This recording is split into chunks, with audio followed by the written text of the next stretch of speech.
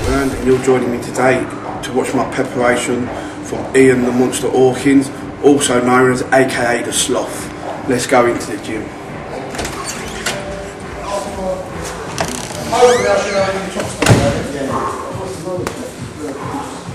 Right, I'm going to do a little bit of pad work just to show you a bit of speed, the power that I'm going to be hitting the Sloth with.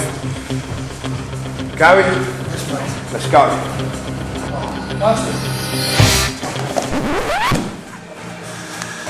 We'll try it on again. Yeah, I think you've got to hit the target. Yeah, it's just... Okay? Try to keep them really straight. Ian Hawkins is going to be so quick and fast. Yeah, I know. That's what happened, I think like I might miss him. Hang on then. Right, you ready? Ready? Got this? Should we try a high kick? Yeah. Let's go. Let's go. Ready?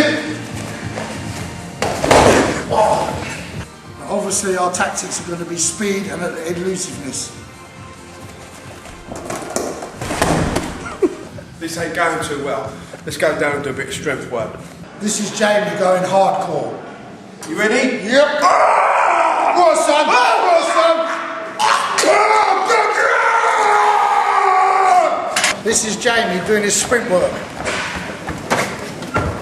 Stop it! Stop it! Stop it, you cunt! That's my hard training done for the day. Now I'm going to show you what I eat. Let's go.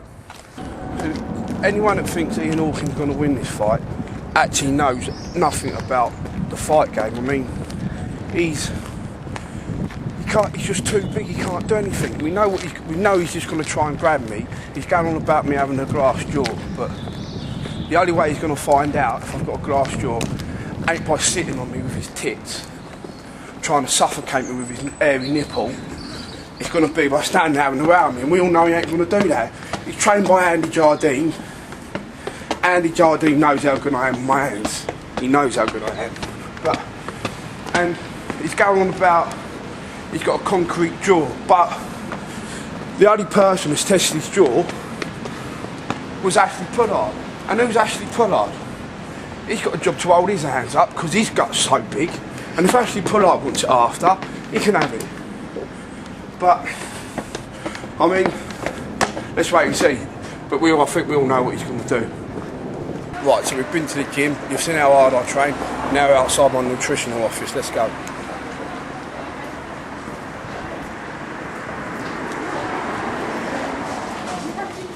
Can I have 30 double cheeseburgers?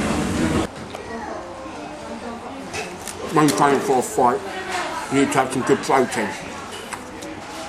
So I eat about 300 grams of protein a day, because I've got to put on some weight to put on some size. But I'm going to have to eat loads of these to get like Ian. Right, I've just left my nutritionist, Ronald McDonald. He's now recommended I have a protein shake, so let's go. Hi, what protein shake would you like? I'll have a pint of Heineken, please, and 2 shots of Sabota.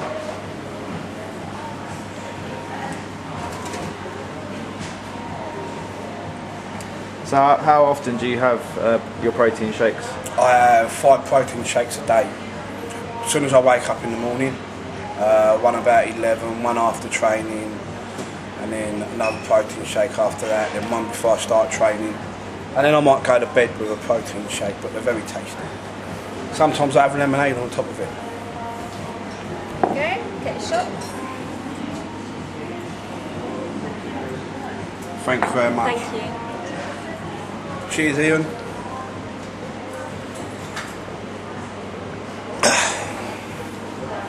Let's take a seat.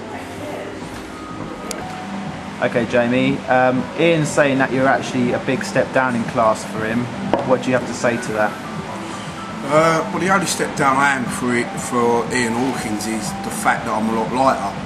That's the only step down. I mean, who is he for? He's for Ashley Pullard.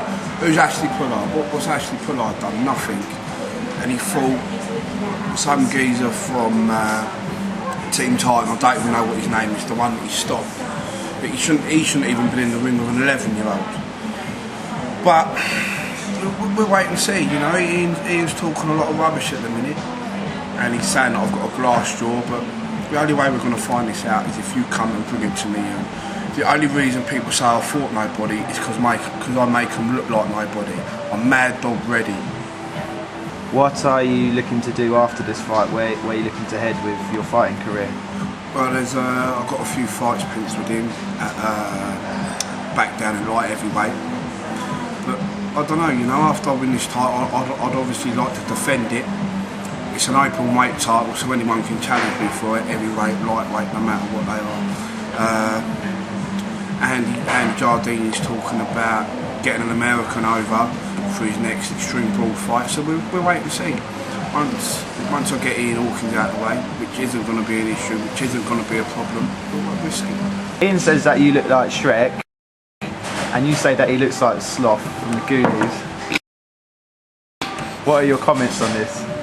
Well, let's just put it. I'll tell you what we're doing. After I bash Ian Hawkins up, me and him will stand up next to each other, and every lady that walks out of there will ask her opinion on who looks better. But Ian, please, if we do this little modelling parade, do not wear your stone-washed, bell-bottom jeans. I mean, who wears them? Not even in the 70s they was worn. Come on, mate, put them back in the wardrobe. I'll take you out shopping.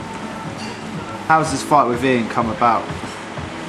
Well, I was at the last Extreme Brawl show, and I see Ian Hawkins standing there, and like I said, you know, he wears them jeans.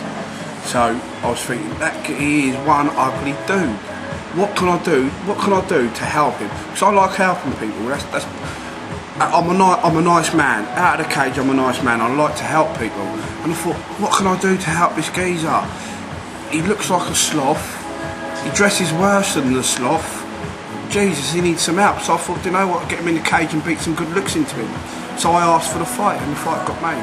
Before I go, Jamie, is there anyone you'd like to thank or mention before your fight? I'd like to thank all my team and sparring partners at Team Real Deal. I'd like to say a massive thank you to my sponsors and very good friends, Athlete King, and a big thank you to my fiancée, Claire McPherson, for putting up with me with my mood swings, and my babies.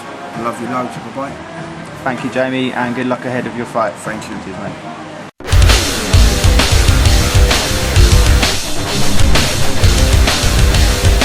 So, Ian, how are things going in preparation for your next fight? Going really well, actually. Yeah, training harder than usual, making sure my fitness is up to scratch, which has been a problem before. Working a little bit on my boxing, and training with some great guys, Gary Turner and Pete Mercer. Sort of up the game for this one to make sure that the result goes my way. What do you know about your opponent, Jamie Hearn? I know he used to be a fairly decent boxer, but since he's come into MMA, he hasn't really made the grade. The only sort of decent fight he's had is at middleweight. At heavyweight, he's just too small, and as people have seen in the past, he often fakes an injury to get out of a fight or taps early to avoid any pain. So I just know he's not really there for a fight. He likes all the show and the talk beforehand, but he doesn't really like a scrap. Both of you guys have big personalities. Would it be fair for Extreme Brawl punters to expect an explosive fight? Yeah, I mean, I think Jamie's going to be frightened going in there. He talks a lot, but he's only a little guy, and he's against a real heavyweight for the first time, really. And he's going to be scared, but you know, hopefully that'll make him fight even better. He's going to have to up his game massively if he wants to. Those little tiny punches he usually throws are nothing. So yeah, it's going to be a war, but I think I can take him out whenever I want. I'll probably play with him for a bit though. I've noticed that you like to play mind games with your opponents leading up to fights. Do you ever worry that this will work against you? I don't think so, and I think the only mind games I play are getting opponents to, you know, wind them up a bit so that they'll fight me, which worked with Jamie, obviously. I don't think he would have fight me unless I sort of wound him up. So it's worked so far. It can't do me any harm once we're in the cage, because once the cage door closes, the wind-ups are all done and it's down to punching each other in the face. So no, I think it's all an advantage for me, and you know, I've been hearing that Jamie's scared. He's training harder than ever because he is so scared. So it's obviously paying off. So what is your game plan for this fight? Well, again, you know, I'm not actually taking Jamie's boxing lightly, so I would like to be able to stand up with him, and that's certainly how the fight always starts, stand up. And I would like to finish him standing up. If that doesn't work out and he comes on top, I think what he's going to try and do is he's going to try and copy Mark Potter. But Mark Potter taught me a lesson that never happened to me again. And Mark Potter's 20 kilos heavier and in a different class to Jamie. So coming on top of me like that's never going to work again. If he does that, he's going to force the clinch, and it'll be an easy win. But you know, hopefully we can trade and we can punch each other in the face a bit and see who falls down first, which will be Jamie. After this fight, what are your plans? Well, I've got some great fights lined up. There's a big fight in Essex, which is still under negotiation at the moment with a big K1 star. But also back at UCMMA, I've got some real fights lined up. Once I have the warm-up fight with Jamie, I'm back into real fights again. And it'll be onto the doctor, and then back to a long-awaited return with fight with Mark Potter, which I'm really looking forward to. So yeah, onwards and upwards. Get rid of Jamie nice and quick, and move upwards. In response to your comments about Jamie looking like Shrek and you looking like Sloth from the Goonies, Jamie has offered you a modelling competition to take place at the next Extreme Brawl. What do you have to say to that? I think it's a good idea, yeah. Shrek and me a face-off with the old modelling would be good. But the only advice I'll give Jamie is to make sure the competition goes ahead before the fight, because after the fight it's going to look even more ugly than he does now. Okay, Ian, thank you for your interview. And just as a last note, have you got any messages you'd like to give to Jamie ahead of the fight? Yeah, well, I'm looking forward to the fight actually, and you know, despite what the banter backwards and forwards between me and Jamie, he is a good boxer, and I am looking forward to that side of the fight. I hope he doesn't run away or fight. I hope he stands and fights, and that will be a good show for everybody. And at the end of the show, after I've beaten him, there'll be my hand there for him to shake. Whether he chooses to shake it or not is a different story. But once we've had a fight, and whoever wins, that's it done for me. Move on to the next one. We're both professionals. Looking forward to it. Okay, thank you, Ian, and good luck. Cheers, mate. Bye.